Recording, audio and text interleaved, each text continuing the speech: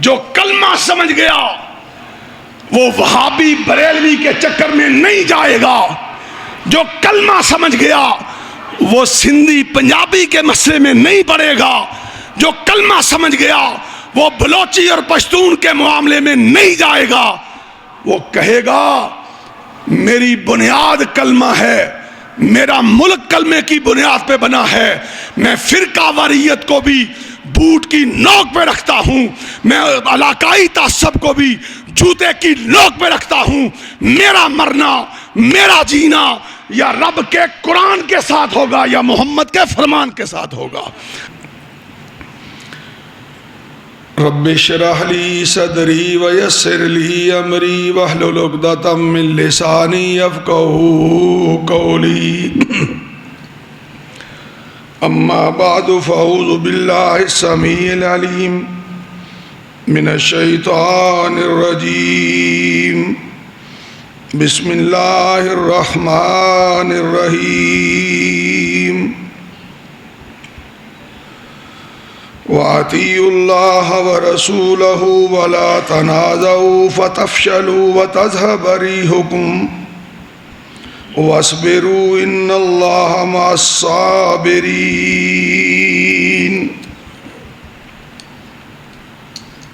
سب سے پہلے اللہ کی حمد و ثنا اس وحدہ لا شریک کے لیے ہر قسم کی تعریف و توصیف، جو اکیلا ہی اس جہان کا خالق و مالک ہے۔ اس کے بعد لاکھوں کروڑوں درود السلام اس ہستی اقدس و مقدس پہ جن کا نام نامی اسم گرامی حضرت محمد الرسول اللہ صلی اللہ علیہ وآلہ وسلم ہے۔ قرآن حکیم سے سورہ انفال میں اللہ رب العزت کا ایک پیغام میں نے آپ کو پڑھ کر سنایا ہے۔ اس کا ترجمہ یہ ہے کہ وَأَطِيعُوا اللَّهَ وَرَسُولَهُ، اللہ اور اس کے رسول کی اطاعت کرو، وَلَا تَنَازَعُوا، آپس میں مت جھگڑو، آپس میں دنگا فساد مت کرو، فَتَفْشَلُوا، اگر تم آپس میں جھگڑو گے تو تم بزدل ہو جاؤ گے، وَتَذْهَبَ رِيحُكُمْ، تمہارے اس جھگڑے کی وجہ سے تمہاری ہوا اکھڑ جائے گی، تمہارے پاؤں زمین پہ مضبوطی سے نہیں رہیں گے، وَاصْبِرُوا، صبر کرنا، إِنَّ اللَّهَ مَعَ الصَّابِرِينَ، اس لیے کہ اللہ دنیا میں صرف صبر کرنے والوں کے ساتھ ہے۔ حضرات گرامی قدر،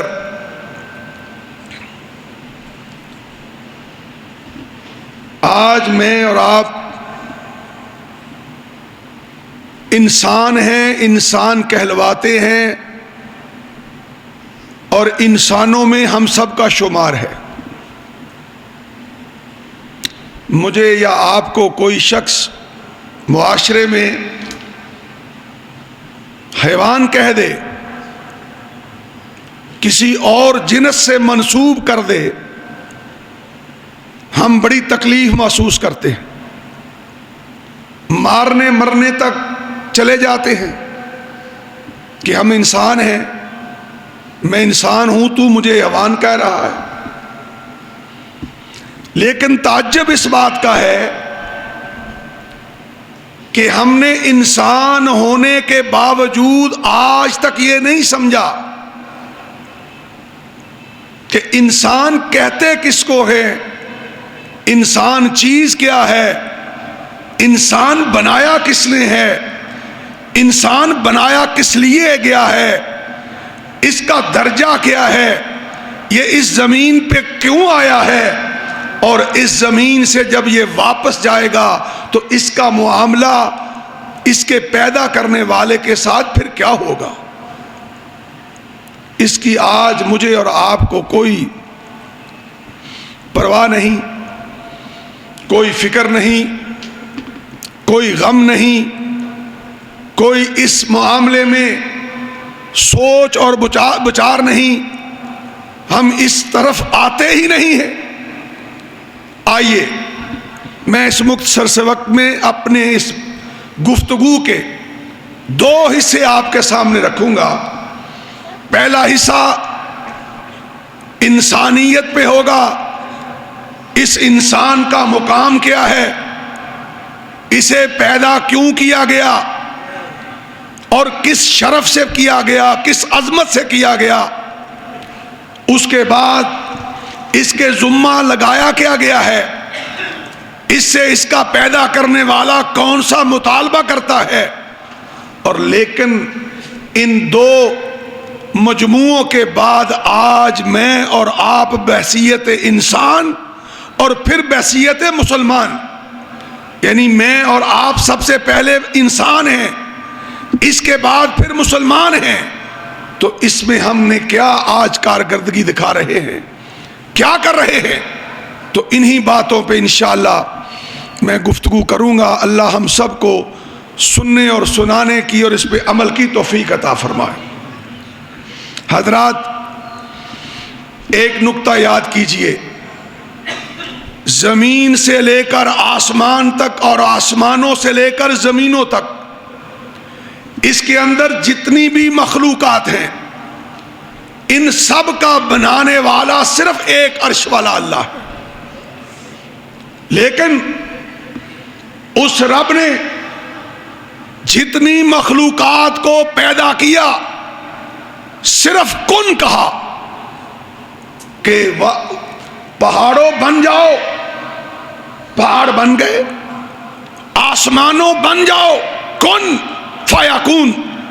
جو رب نے جس بھی مخلوق کو بنانے کا ارادہ کیا وہ اللہ کے حکم سے اسی وقت بن گئی ساری مخلوقات، لیکن ایک ایسی مخلوق ہے جس میں میرا اور آپ کا شمار ہوتا ہے، اسے انسان کہا گیا ہے، لیکن اسے اللہ نے کن کہہ کے نہیں بنایا، بلکہ اس پہ شفقتوں کا ایسا سمندر بہا دیا، اپنی رحمتوں کو لازوال کر دیا، اپنی محبتوں کو بے مثال کر دیا کہ جب انسان کی باری آئی تو عرش والے نے اسے اپنے دستے مبارک سے بنایا ہے۔ اور قرآن میں فرمایا والتین والزیتون وطور سینین وہذا البلد الامین، چار قسمیں بنانے والا کھا رہا ہے، وہ تو ایک قسم بھی نہ اٹھائے تو حق رکھتا ہے کہ اس کی بات پہ مر جانا چاہیے، کٹ جانا چاہیے، لیکن اس نے مجھے اور آپ کو مرنے کے بعد جو اس کا احتساب ہوگا اس میں کوئی گنجائش باقی نہیں چھوڑی ہے، چار قسمیں کھا کے کہا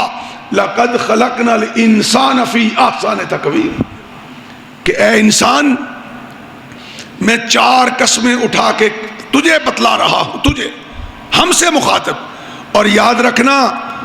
یہ سارے کا سارا قرآن آسمان والے کی طرف سے انسان سے ہم کلام ہونے کے لیے آیا ہے، یہ پہاڑوں سے مخاطب ہونے کے لیے نہیں آیا، یہ جانوروں سے مخاطب ہونے کے لیے نہیں آیا،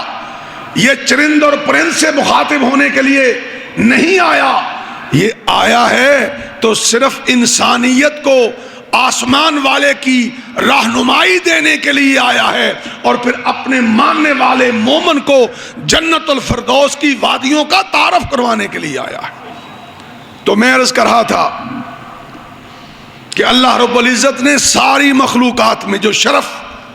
جو عزت، جو آبرو انسان کو عطا فرمائی ہے وہ دوسری کسی مخلوق کو نہیں عطا فرمائی۔ چار قسمیں کھا کے کہا کہ تجھے میں نے سب سے بہتر پیدا کیا ہے، سب سے شان والا، عظمت والا، رفت والا، بلندی والا اور خوبی والا تجھے پیدا کیا ہے، تجھ کے تیرے علاوہ میں نے کسی دوسرے کو پیدا ہی نہیں کیا ہے۔ حضرات اب سوال پیدا ہوتا ہے، ذرا توجہ فرمائیے، انسان کو جب پیدا فرمایا تو اپنے ہاتھ سے پیدا فرمایا عرش والے نے، اور جب پیدا کر دیا تو ثابت بھی کر دیا کہ سارا جہان انسان کے لیے پیدا کیا ہے۔ آپ ذرا غور کیجئے، اس وقت 8 ارب انسان ہے دنیا میں، 8 ارب،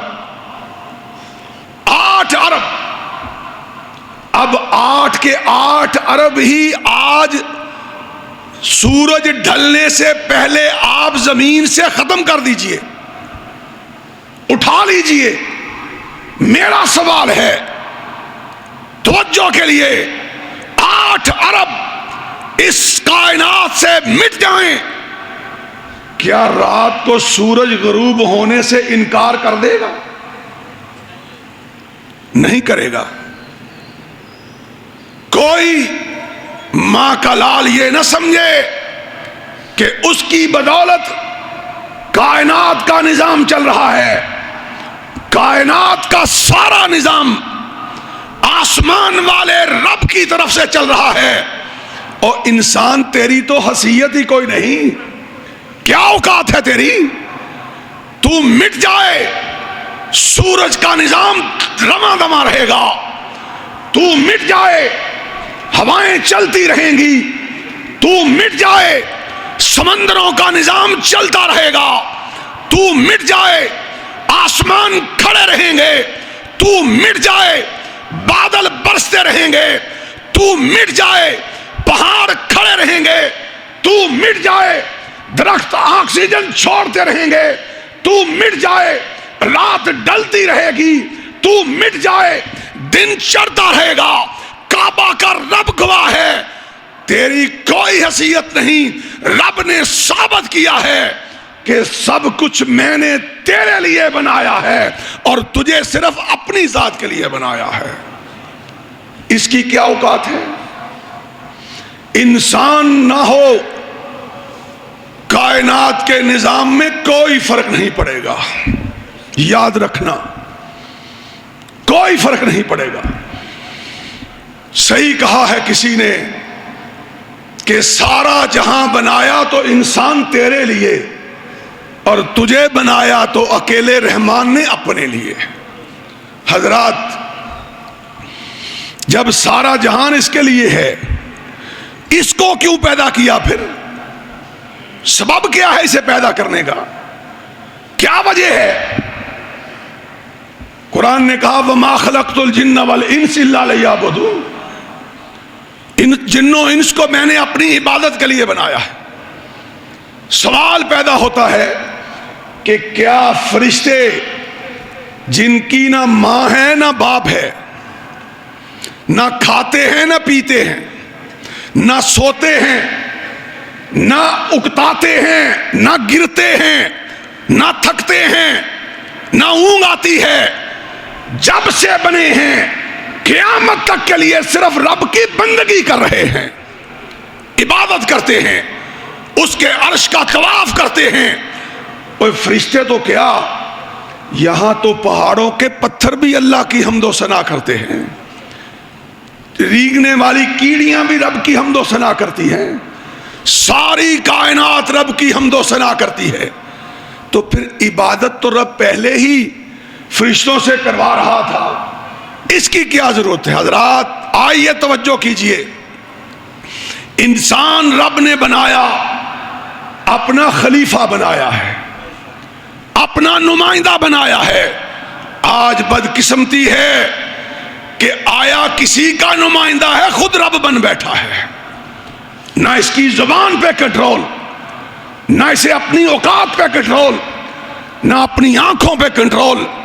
بھول گیا کس نے بنایا ہے، کیوں بنایا ہے، کس لیے بنایا ہے، اور پھر جب اس نے مار کے اپنے سامنے کھڑا کرنا ہے تو پھر سوال کس طرح کے کرنے ہیں، جواب کیا ہوگا؟ حضرات گرامی قدر، اللہ اکبر، یہ انسان بڑی غفلت میں ہے، بڑی بھول میں ہے، اسے اپنی غفلت سے باہر نکلنا چاہیے۔ اب اگلا نقطہ جو میں آپ سے عرض کرنا چاہتا ہوں وہ یہ ہے، اب اس کائنات میں ایک جتھا ہے انسانیت کا،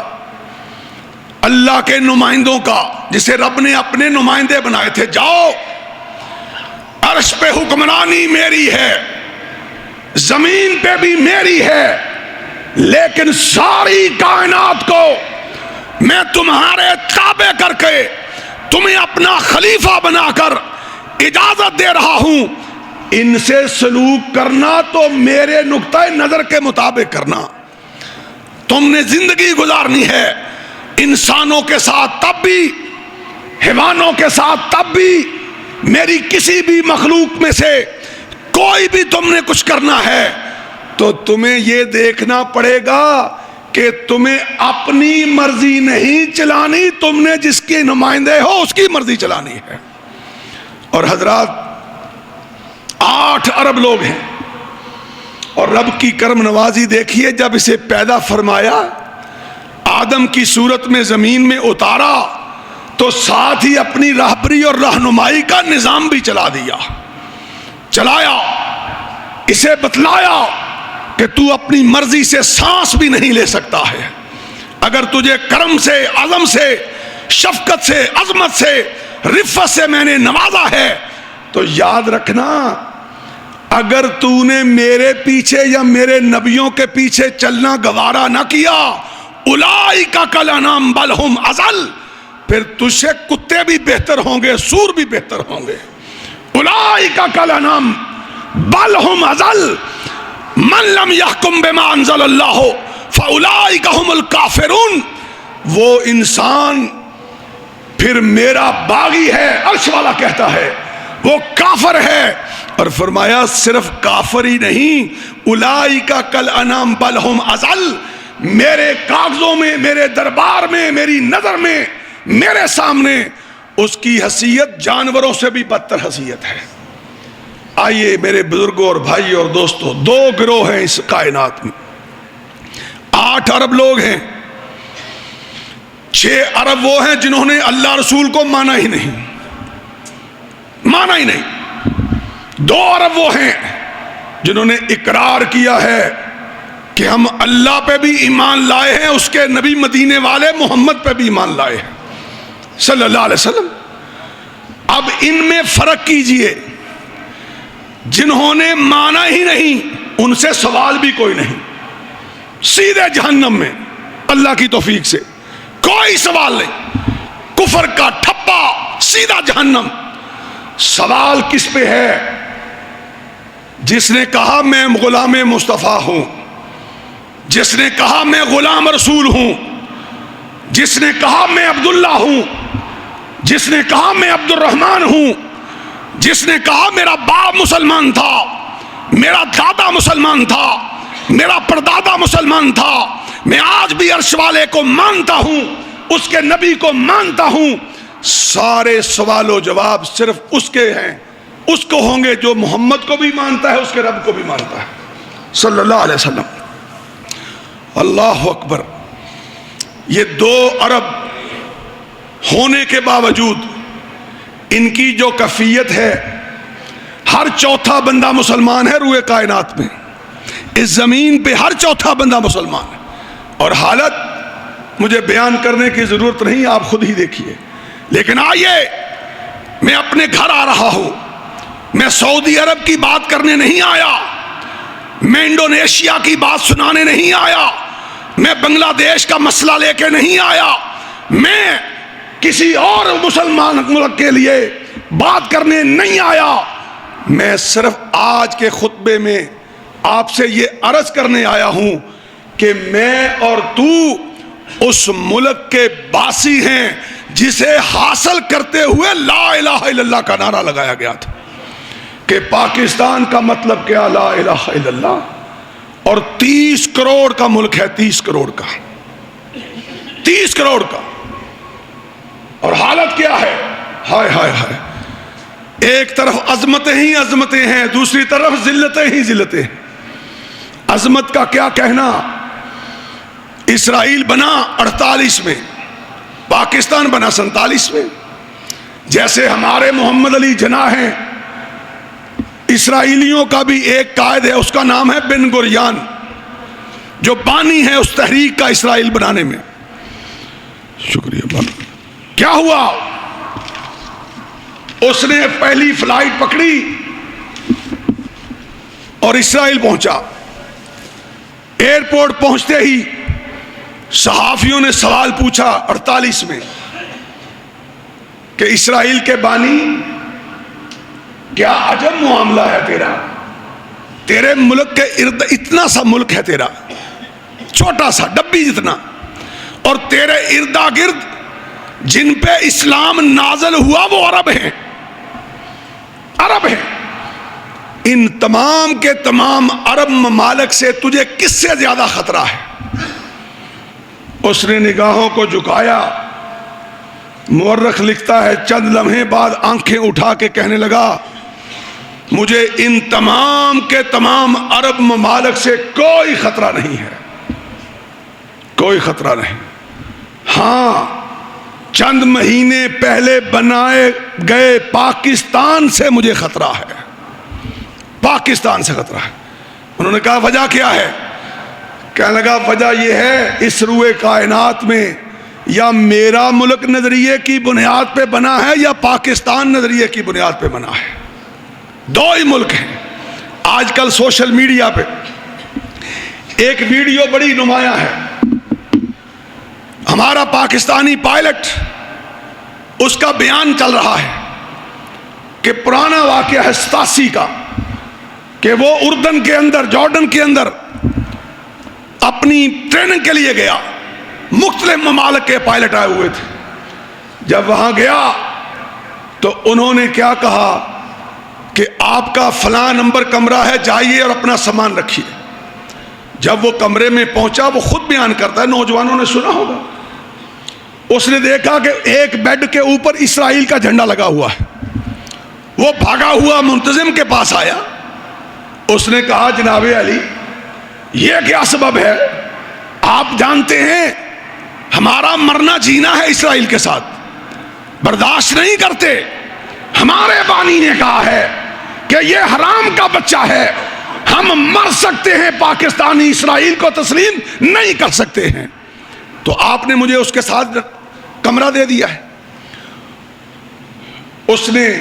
پینسل پکڑ کے کمرہ جو الاٹ کیا تھا کینسل کر رہا تھا. کینسل کرتے کرتے اس کی قلم رکی، اس نے نگاہیں اٹھائیں اور پاکستانی پائلٹ سے مخاطب ہو کے کہنے لگا، میرے دوست، میں کینسل تو کر دیتا ہوں، لیکن یاد رکھنا اس نے خواہش کی تھی کہ میں پاکستانی پائلٹ کے ساتھ رہنا چاہتا ہوں. اس اسرائیلی نے خواہش کی تھی. وہ پاکستانی، اس کی غیرت جاگی. اس نے کہا ٹھہریے، اب کینسل نہ کرنا. اگر دشمن نے کہا ہے کہ میں اس کے ساتھ رہنا چاہتا ہوں تو میں بھی پاکستانی ہوں، بزدلی نہیں دکھاؤں گا. اسے کہیے آئیے میرے ساتھ رہیے. رہنا شروع ہو گئے. چند دن گزرے. چند دن گزرنے کے بعد فرینڈ شپ ہو گئی، دوستی لگ گئی. اس نے بھی پاکستانیت کے مطابق اس کے کھانے کا، پینے کا آگے بڑھ کر کے انتظام کیا. ایک دن اس نے سوال پوچھا. اس نے کہا، اے اسرائیلی پائلٹ، میں ایک سوال پوچھتا ہوں کہ تو نے کیوں خواہش ظاہر کی تھی کہ تو میرے ساتھ رہے؟ سننا پاکستانیوں، اپنے پاکستان کا عالم سننا، اسے برباد نہ کیا کرو. چھوٹی چھوٹی بات پر قتل و غارت نہ کیا کرو. فرقہ واریت کے بت نہ پوجو. آ جاؤ، اللہ جانتا ہے، کعبہ کا رب جانتا ہے کہ آسمان والے نے یہ لیلۃ القدر کی رات تمہیں پاکستان تحفے کے طور پہ عطا کیا ہوا ہے. یہ ایک دن ثابت ہوگا انشاءاللہ. پورے عالم اسلام کا اگر کوئی رہنما بنے گا، اگر کوئی لیڈر بنے گا تو کعبہ کے رب کی قسم پاکستان ہی بنے گا انشاءاللہ۔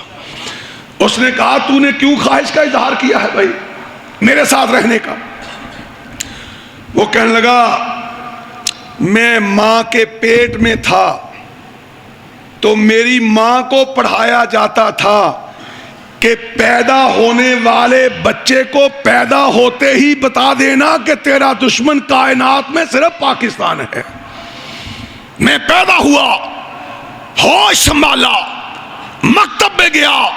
میں مکتب میں گیا، مجھے جاتے ہی پہلا درس یہ دیا گیا کہ تیرا کائنات میں اگر کوئی دشمن ہے تو وہ پاکستان ہے۔ کالج گیا، یونیورسٹی گیا، میں پھر پائلٹ بننے کے لیے فوج میں آیا، میرے نصاب میں شامل تھا کہ ایک دن تمہاری لڑائی اگر ہوگی روئے زمین پہ تو صرف پاکستان سے ہوگی۔ اس نے کہا اور میرے پاکستانی پائلٹ دوست یاد رکھنا، ہمارے لیڈروں نے تو ہمیں بتلا دیا ہے کہ میچ کس سے پڑھنا ہے، یہ تمہاری بدقسمتی ہے کہ تمہیں ابھی کوئی لیڈر ہی نہیں ملا ہے، کوئی امام نہیں ملا، کوئی ابھی تک پاکستان کو عمر بن عبدالعزیز جیسا نہیں ملا، کوئی آج تک پاکستان کو عمر بن خطاب جیسا نہیں ملا، صلاح الدین ایوبی جیسا نہیں ملا، محمد بن قاسم جیسا نہیں ملا۔ میرا رب گواہ ہے، جس دن مل گیا پوری کائنات میں اگر لڑائی ہوگی تو پاکستانی لڑے گا، اور اسلام کا جھنڈا لہرائے گا تو کعبہ کے رب کی قسم پاکستانی لہرائے گا۔ ایک چھوٹا سا مسئلہ ہوا ہے، بنیان مرصوص، چھوٹا سا مسئلہ، چند گھنٹے کی لڑائی، چند گھنٹے کی لڑائی۔ ایک آدمی آیا، اس سے مجھے 1000 اختلاف ہیں، قرآن کا حافظ ہے، اس نے اپنی نماز گاہ کے اندر، رہائش گاہ کے اندر فجر کی نماز پڑھا کے صرف یہ کہا کہ عرش والے کے رسول نے کہا ہے کہ دشمن پہ فجر کے وقت حملہ کیا جائے، اٹھو، جب تک انڈیا مٹ نہیں جاتا تم نے واپس نہیں آنا ہے۔ قرآن کہتا ہے، محمد کا فرمان کہتا ہے، ہزاروں اختلاف، لاکھوں کمیوں کے باوجود عرش والے نے اتنی لاج رکھی کہ ہم سعودی عربیہ کے ایئرپورٹس پر جنگ کے بعد جب پہنچے تو سارا عرب ہمارا استقبال کر رہا تھا، ہمیں اہلاً و سہلاً مرحبا کہہ رہا تھا، اور بیک زبان کہتے تھے ہمیں ایمان ہے، ہمارا یقین ہے، اسلام کی جس دن بھی حفاظت عرش والے نے کروائی وہ پاکستان سے ہی کروائے گا۔ حضرات آئیے، یہ عظمت، یہ رفت، یہ بلندی 2 ارب مسلمانوں میں سے عرش والے نے تمہیں عطا فرمائی ہے۔ تمہیں 57 اسلامی ملک ہیں، 57، اور ہماری حالت کیا ہے کہ ہم ایک نیل کٹر نہیں بنا سکے آج تک، چائنا سے منگواتے ہیں، پینسل کے لیے شارپنر نہیں بنا سکے آج تک، پانی کی بوتل نہیں بنا سکے، وہ بھی یہودیوں کی پیتے ہیں۔ عرش والا کتنا مہربان ہے، اور میں کہا کرتا ہوں کہ وہ ہماری وجہ سے نہیں بنا، وہ ایٹم بم 10 لاکھ لوگوں کی شہادت کی وجہ سے بنا ہے، جو رات کو اٹھ کر میری بوڑھی ماں امرتسر، گرداسپور اور کلکتہ کے بازاروں میں اللہ سے تہجد کے وقت دعا کیا کرتی تھی، اے عرش والے ہمیں محمد کے نام پہ دیس عطا کر دے، ہمیں اللہ کے نام پہ دیس عطا کر دے۔ مر گئے، مٹ گئے، لٹ گئے، پٹ گئے، تب جا کے پاکستان بنا ہے۔ انشاءاللہ جیسا بھی کوئی بغیرت آئے گا مٹ جائے گا، نام رہے گا عرش والے خدا کا رہے گا، مدینے والے مصطفیٰ کا رہے گا، اور پاکستان انشاءاللہ اللہ اور اس کے رسول کے دین کا محافظ بن کے رہے گا۔ اور ویسے بھی میرے آقا کی پیشین گوئی ہے کہ اسی خطے سے لشکر عیسیٰ کے معاون بنیں گے انشاءاللہ۔ حضرات، یہ عظمت، یہ رفت ایک طرف ہے، اللہ نے اس کے برکت سے آج اے مسلمان تو وہابی دیوبندی کے جھگڑے میں مر رہا ہے،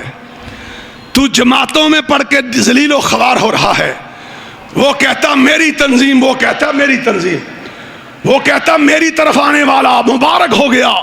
میرے سے جانے والا بدبخت ہو گیا۔ یہ کیا پیمانے بنائے ہیں؟ اور آخری بات سنیے، یہ ملک لا الہ الا اللہ کی بنیاد پہ بنایا گیا ہے۔ مدینہ تو نبی بھی لا الہ الا اللہ کی بنیاد پہ نہیں بنا ہے، یاد رکھنا میری بات۔ یثرب نام تھا، آقا تشریف لائے، اور جب تشریف لائے آقا تو وہی یثرب مدینہ تو نبی بن گیا صلی اللہ علیہ وسلم۔ ایک ہی ملک ہے اس کائنات میں جو میرے عرش والے رب نے انشاءاللہ اسلام کی قوت کے لیے بنایا ہے۔ میں یہ بات کسی سے پیسے لے کے نہیں کر رہا، کسی تنظیم کے لیے نہیں کر رہا، کسی فوج کے لیے نہیں کر رہا، کسی سیاسی جماعت کے لیے نہیں کر رہا۔ میرا رب جانتا ہے، میں وثوق کے ساتھ، تحقیق کے ساتھ، یقین کے ساتھ، ایمان کے ساتھ کہتا ہوں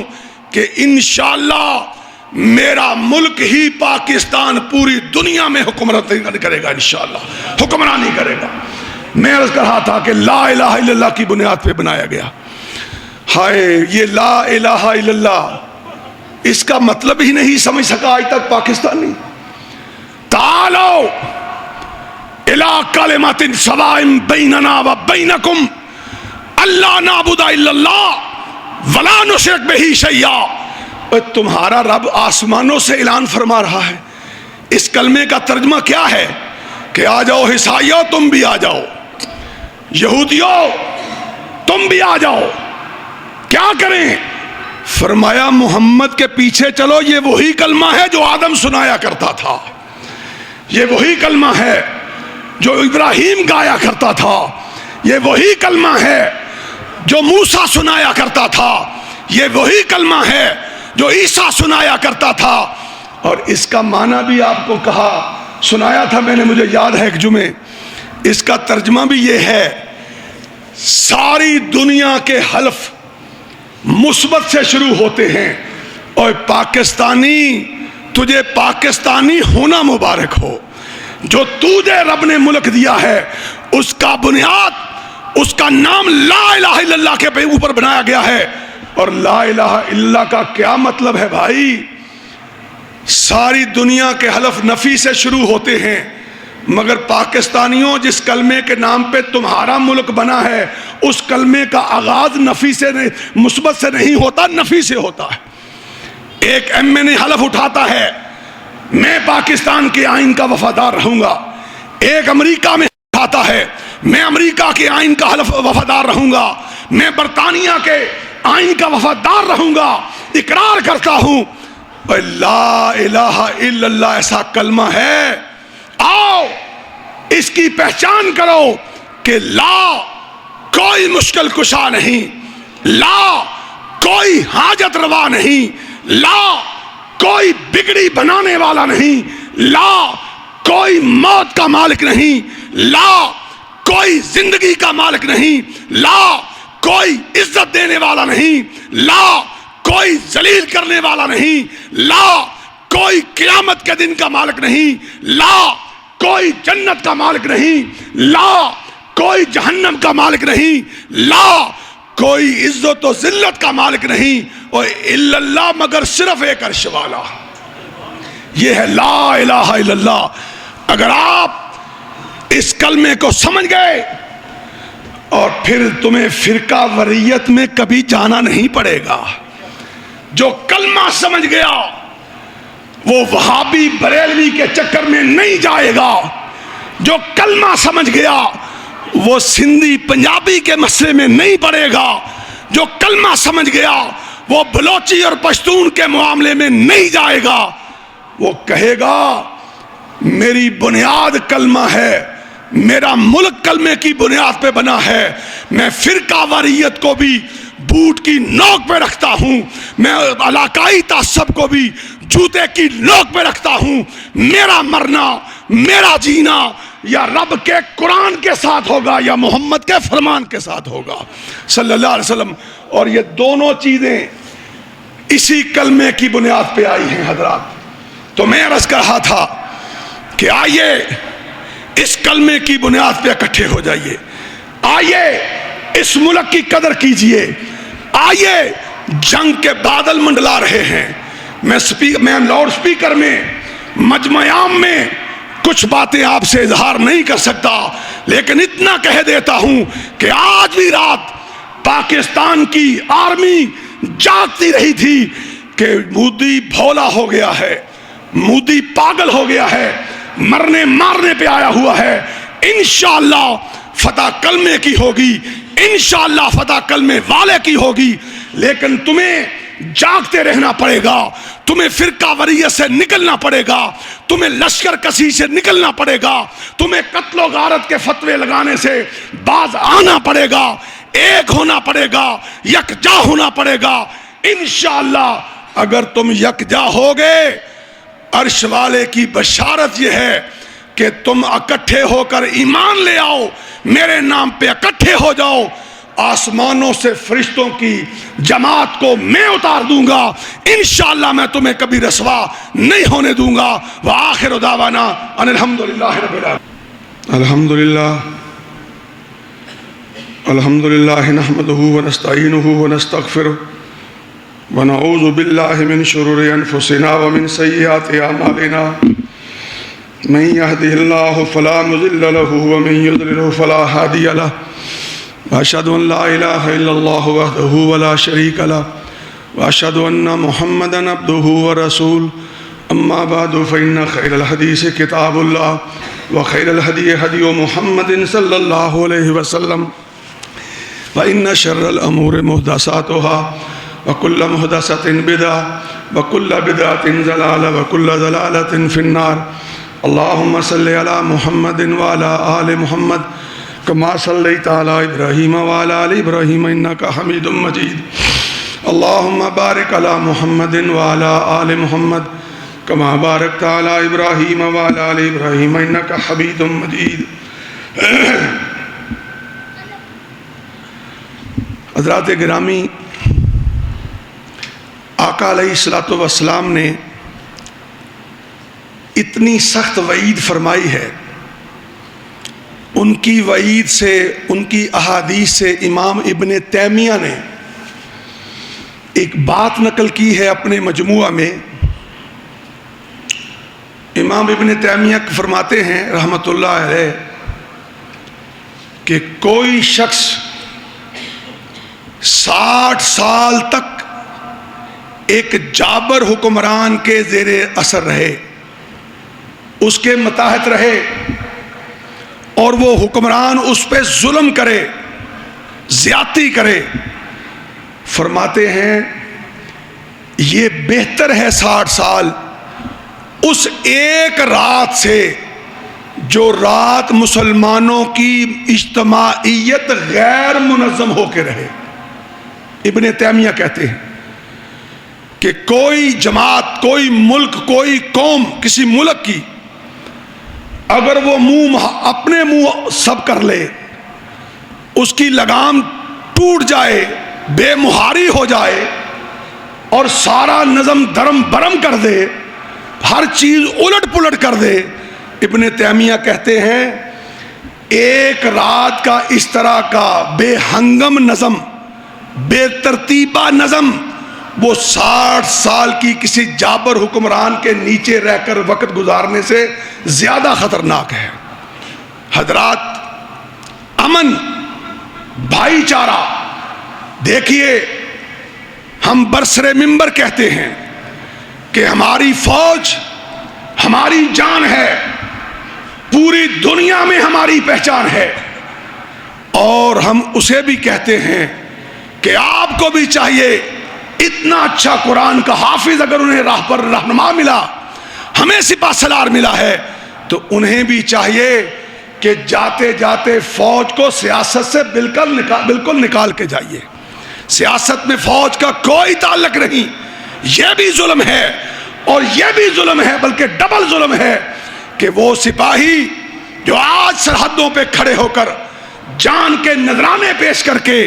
کفر کے ایوانوں میں ہلچل مچائے ہوئے ہیں ہم سوشل میڈیا پہ بیٹھ کر. اور یاد رکھنا میری ایک بات, اس وقت جنگ جو جاری ہے, ہر آدمی کو بندوق اٹھانے کی اب ضرورت نہیں رہی. اب تو صرف ہزاروں میل سے بٹن دبانا ہے اور سب کچھ برباد ہو. اور پاکستان, تجھے اللہ اس سے اور عظمت کیا دے. اور ویسے آپس کی بات ہے, میرا آج کل عربوں سے بڑا لین دین ہے, بیٹھک اٹھک ہے, بڑی وہاں بحثیں ہوتی ہیں. ہمیں اللہ نے یہ عزت دی ہے تو دی پاکستان کی فوج کی وجہ سے ہی ہے. ایک عرب مجھے کہنے لگا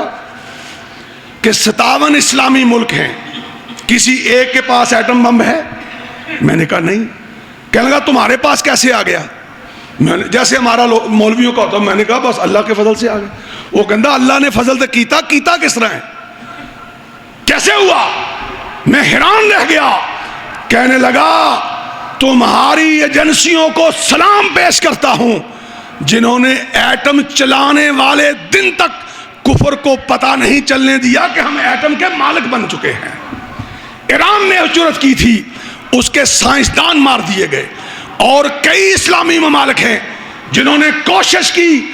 کفر نے مٹا دیا. ایک رب نے پاکستان بنایا ہے جو اور تو کچھ نہیں بنا سکا, کم از کم لڑنے والا ہتھیار تو بنا گیا ہے نا. اس کے جہاز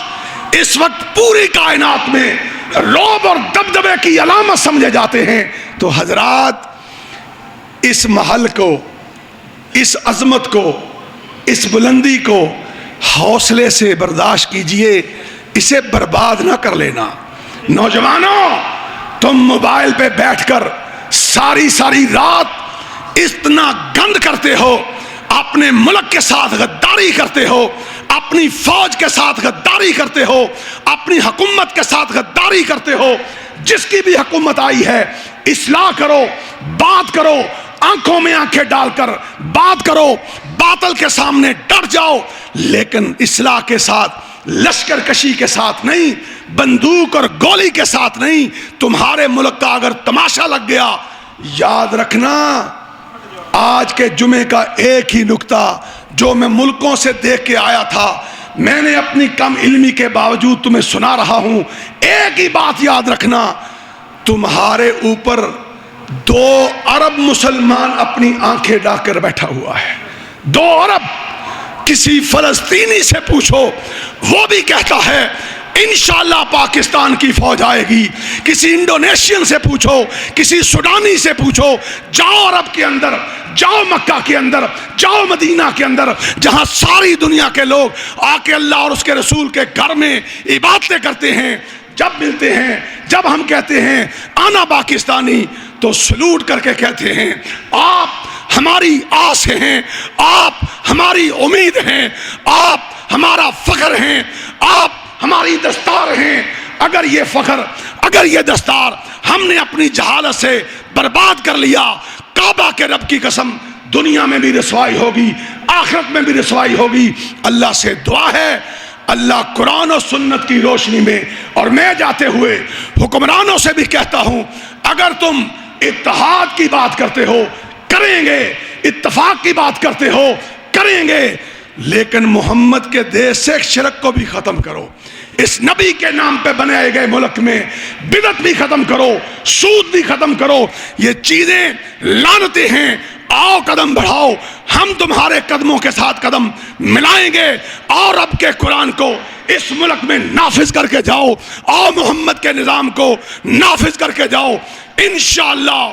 اسلام آئے نہ آئے, قیامت کو ہم کوشش کرنے والوں میں ضرور لکھے جائیں گے. اور یقین ہے اس وقت تک قیامت نہیں آ سکتی ہے جب تک کائنات میں اسلام کا جھنڈا نہیں لہرا دیا جاتا. وآخر دعوانا ان الحمدللہ رب العالمین.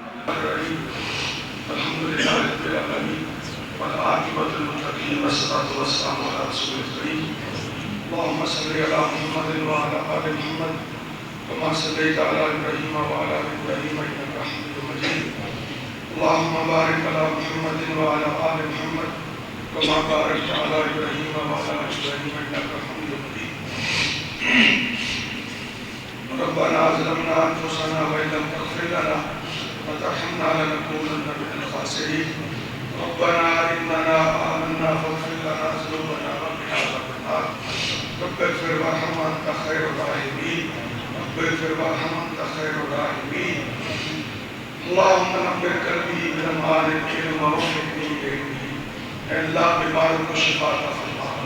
یا شافی الامراض ہمارے بزرگ مولانا یوسف انور صاحب کو شفائی کا علاج عطا فرما اے اللہ ان کا سایہ تا دیر ہمارے سروں کے قائم رہے اے اللہ ان کی حسنات کو قبول فرما اے اللہ ان کی دینی خدمات کو قبول فرما اے اللہ ہمارے بھائی انعام صاحب بیمار ہیں اے اللہ انہیں بھی شفائی کا علاج عطا فرما اے اللہ انہیں بھی شفا عطا فرما اے اللہ اس مجلس میں جتنے بھی تیرے بندے اور بندیاں آئی ہیں اللہ ان کے جتنے بھی عزیز و اقارب بیمار ہیں یا یہ خود بیمار ہیں اللہ تو ان سب کی روحانی جسمانی بیماریاں دور فرما اے اللہ ان کی جسمانی روحانی بیماریاں دور فرما اے اللہ ہم سب کے والدین کی بخشش فرما اے اللہ جن کے والدین فوت ہو چکے ہیں اے اللہ ان کی قبروں کو منور فرما اے اللہ جن کے والدین زندہ ہیں اے اللہ انہیں اپنے والدین کی خدمت کی توفیق عطا فرما ان کی قدر کرنے کی توفیق عطا فرما اے اللہ ان سے شفقت کرنے کی توفیق عطا فرما یا اللہ ہم پریشان ہیں اے اللہ بے بس ہیں بے کس ہیں اللہ اے اللہ تیرے سوا ہمارا کوئی آسرا نہیں ہے اے اللہ تیرے سوا ہمارا کوئی پالنے والا نہیں ہے اے اللہ تو رب السماوات والارض ہے اے اللہ تو ان اللہ علی کل شیء قدیر ہے اللہ تو ساری قدرتوں کا مالک ہے اللہ تجھے تیری رحیمی کا واسطہ اللہ تجھے تیری کریمی کا واسطہ اے اللہ تجھے تیری عظمت کا واسطہ اللہ تجھے تیرے رحمان ہونے کا واسطہ اللہ تجھے تیرے کریم ہونے کا واسطہ اللہ تجھے تیرے غفور ہونے کا واسطہ اللہ تجھے تیرے غفار ہونے کا واسطہ اے اللہ ہم سب کو معاف فرما اے اللہ ہم سب کے کبیرہ صغیرہ گناہوں کو معاف فرما اے اللہ ہمیں متحد رہنے کی توفیق عطا فرما اے اللہ اپنے قرآن کے ساتھ اپنے نبی کے فرمان سے کے ساتھ منسلک ہونے کی توفیق عطا فرما اے اللہ ہماری اولادوں کو نیک بنا اے اللہ ہماری اولادوں کو نجات کا سبب بنا اے اللہ ہم سب کی اولادوں کو قرآن کے خاطر بنا اے اللہ ہماری اولادوں کو ہماری بخشش کا باعث بنا دے اللہ اے اللہ ان کو فتنوں سے محفوظ فرما اے اللہ شیطان کے شر سے محفوظ فرما اے اللہ ان کی حفاظت فرما اے اللہ ان کی حفاظت فرما اے اللہ اس مسجد میں جتنے بھی باپ آئے ہیں اللہ اے اللہ سب کی اولادوں کو نیک بنا دے اللہ اے اللہ سب کی اولادوں کو قرآن و سنت کے داعی بنا دے اللہ اے اللہ اپنے دین کے چوکیدار بنا دے اللہ اے اللہ اپنی رحمت سے اللہ اپنی توفیق سے اللہ اے اللہ اپنی مدد سے اللہ ہماری اولادوں کو نیک بنا اے اللہ ہمارے لیے نجات کا سبب بنا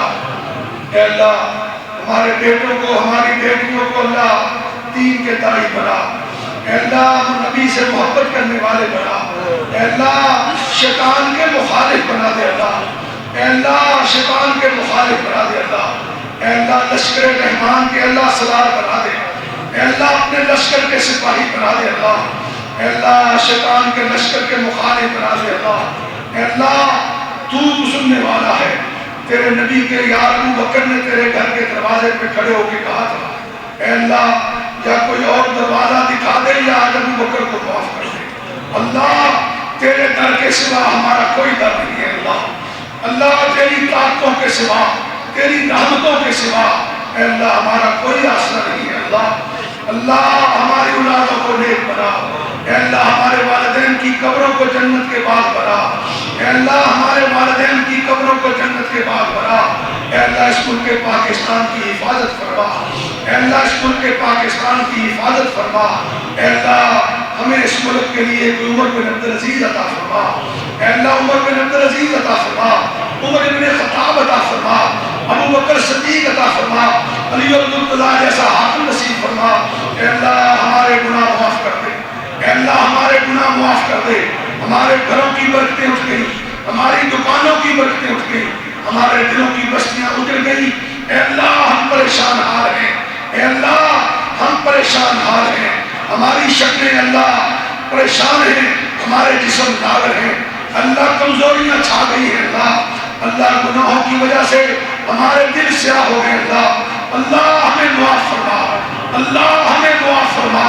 اے اللہ ہم پہ رحمت نصیب فرما، اے اللہ ہمیں رحمت نصیب فرما، اے اللہ جو مقروض ہیں انہیں اپنے قرضوں کی ادائیگی کے بندوبست عطا کر فرما، اے اللہ جو بے حال ہیں اللہ بے بس ہیں، بے کس ہیں، کاروباری پریشانیاں ہیں، اولاد کی پریشانیاں ہیں اللہ تیرے گھر میں سوالی بن کے آئے ہیں، ہاتھ اٹھائے ہوئے ہیں اللہ ان کے ہاتھوں کو خالی نہ لٹانا،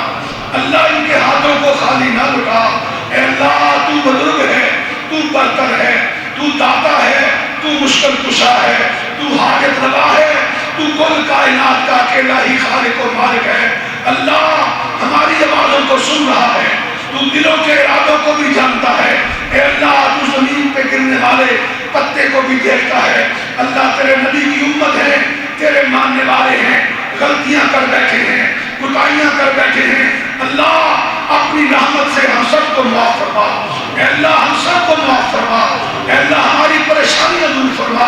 اللہ ہمارے گھروں میں خیر و برکات نازل فرما، اللہ ہمارے گھروں میں سکون ڈال دے، اللہ ہمارے دلوں کی بستیاں آباد فرما، اے اللہ نمازی بنا، اللہ قرآن کے قاری بنا، اے اللہ حدیث کے پڑھنے والے بنا، اے اللہ دیندار بنا، سچ بولنے والے بنا، کفر کے مقابلے میں ڈٹ جانے والے مسلمان بنا، اے اللہ کفر کے مقابلے میں کھڑے ہونے والے مسلمان بنا، شہادت کی موت نصیب فرما، اے اللہ ہمیں شہادت کی موت نصیب فرما، اے اللہ جنت الفردوس کا داخلہ نصیب فرما، اے اللہ قبر کی سختیاں دور فرما، اے اللہ قبر کی پریشانیاں دور فرما، اے اللہ حوض کوثر سے نبی مکرم کے ہاتھوں پانی نصیب فرما، اے اللہ نبی مکرم کے ہاتھوں پانی نصیب فرما، اے اللہ ہم تیرے نبی کی امت ہے، اے اللہ قیامت کے دن ہمیں اپنے نبی کے سامنے شرمندہ نہ کرنا، اے اللہ ہمیں اپنے نبی کے سامنے شرمندہ نہ کرنا، اللہ ہمیں ابھی ہی معاف فرما، اے اللہ دنیا میں ہی معاف فرما، اے اللہ دنیا میں ہی دستگیری فرما، اے اللہ دنیا میں ہی ہماری مدد فرما، اے اللہ دنیا میں ہی ہمارا معاون و مددگار بن جا، قبر میں بھی ہمارا ساتھی تو ہی ہے، حشر میں بھی تو ہی مددگار ہے، اے اللہ جنت کا مالک بھی تو ہی ہے، داخلہ بھی تیرے ہاتھ میں ہے، اے اللہ ساری مشکلات تو حل فرما، اے اللہ تو دور فرما، پل صراط سے ہمیں تو گزار دے، اے اللہ ہر مشکل میں تو ہمارا آسرا بن جا، اے اللہ تو ہمارا مددگار بن جا، اے اللہ ہمارے معصوم بچوں کو معاف فرما، اے اللہ ہمارے بچوں کو معاف فرما، اے اللہ اپنے نبی کے سچے غلام بنا، اے اللہ قرآن کے قاری بنا، حدیث کے محدث بنا، نبی کے دین کے چوکیدار بنا، صلی اللہ علیہ خیر خلقہ محمد وعلی آلہ وصحبہ اجمعین